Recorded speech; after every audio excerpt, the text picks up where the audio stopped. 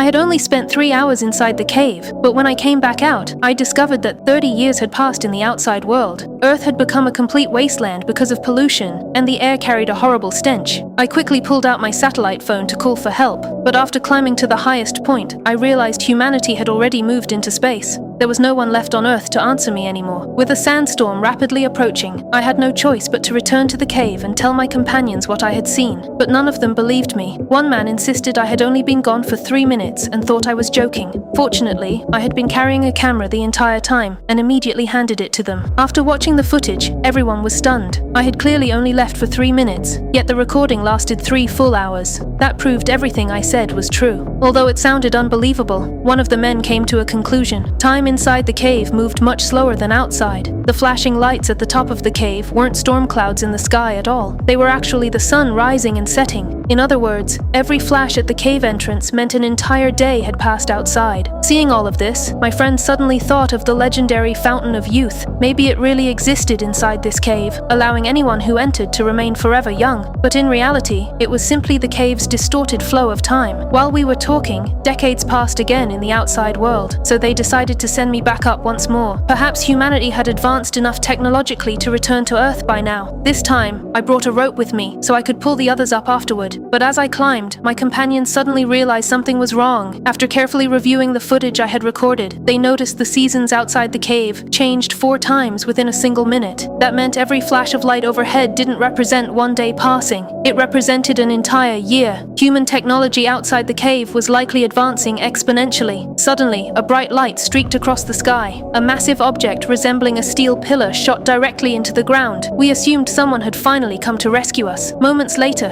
the pillar transformed into a ladder. I seized the opportunity and jumped onto it, then immediately began climbing upward. But before I could reach the top, someone above started climbing down toward me.